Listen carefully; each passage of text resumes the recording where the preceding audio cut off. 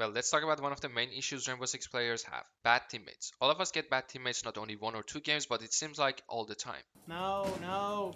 Shut up, bro. I'm leaving the party. It's just too much that you either get tilted or frustrated, and when you actually get good ones, then your mindset is all negativity and you can't play properly. In today's video, I'm going to talk about different type of bad teammates and how to deal with them. Make sure to drop a like and subscribe if you enjoyed the content. Let's start with different type of bad teammates. First one is a new player or those who don't know how to play the game. Not there, bro. He's Go, right next. He's right next to him. Guys, actually do. Nice. Don't plan a shuffle. Well, there are two things you have to do. First of all, don't be toxic or don't call them bad. They need to get better and learn. Trash talking them not only destroys their mindset, but also backfires, leading you and your team lose rounds and game. Second of all, lead and teach them by saying, I think you can do this, or I suggest playing this operator, or try to play with us. The way you say it, it really gives your teammate a comfortable feeling or a motivation to play, and it's more likely they listen to you. Second type of bad teammate is the ones that are throwing either on purpose or they don't know it. And what do I mean by that? Stop throwing. There are some players that don't give callouts or push solo far from the objective, trying to get kills or win rounds, or let's say baiting.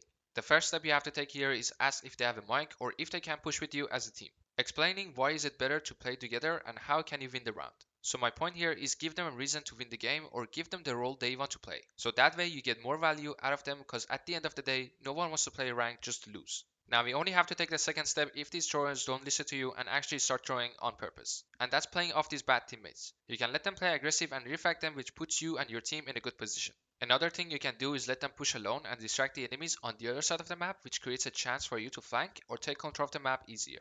Third type of bad teammate is the good player having a bad day. No! No! You recognize them from giving good callouts and actually communicating, but beefing their shots and making stupid mistakes. It is extremely important to not mention their bad performance, because they already know it, and saying it again doesn't change a thing.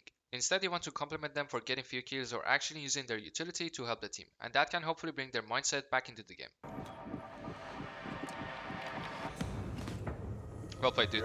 It's a mental game. You all had bad days and all you wanted was your teammate encouraging you to play better, so you don't drag the team down. Now it's your turn to do the same for your teammate. Another way to get value out of them is giving them support roles. That way they play passive, join more, and use their utility. It's important to understand the game, and winning it is not about kills. It's about working together and communicating. You can get 4k when it's a 1v5 and be the top fragger, but in reality you didn't win the round. The last type of bad teammate is toxic and negative players. Zugi, you're so f***ing bad. Even though it is really hard to deal with, but instead of talking shit back, you want to actually agree with everything they say or simply say okay. So if they say, bro, you're so bad, you say, yes sir, I need to play better. These toxic players only want to argue with you and share their negative vibes with the whole team so they can feel better. Imagine if they keep trash talking you and all they get out of you is you are right, true, I need to be better. Then they have nothing left to say since your mindset is so positive and strong. What you have to do is bring back positivity to the team, and hopefully even the toxic player realizes that he's the reason your team is losing. Now we talked about different type of bad teammates, let's make sure you are not the bad one. There are certain things you need to keep in mind in order to be the good teammate. First, you need to give short and simple callouts. Saying he's over there or on my body are not considered a callout. Second, you need to communicate with your team all the time, even for those players that are quiet. Things like go big window and we can win, or I'm going to stun and push, or getting everyone ready for the push with 1, 2, 3. Guys, get ready for a push. You ready? Yes. Yeah. Alright, 3, 2, 1, let's go. Third, you need to IGL or in-game lead. Most of the times you have to say stuff so they can happen. Your teammates cannot read your mind. Always think about what you guys need to do in order to win the round. Instructions such as let's drop hatch and open the wall and I hold your flank. You don't want to constantly talk in game because some people think of it as backseat gaming. You want to keep it short. Moving on to number 4, you have to remember, things might not go your way even with you in game leading. So if you lose a round, instead of saying why you guys dying so early, say we died really quick, we need to play a bit passive. Nice try and let's win the next round. Don't blame your teammate and instead think about a good solution to play the round better. And for number 5, improve your situational awareness. You should know what your team is doing and what's their plan. That way, by playing close to them, you can either refrag them or help them with your utility. Letting them roam alone might not be the right decision when you can hold their flank or bait them properly to get the refrag.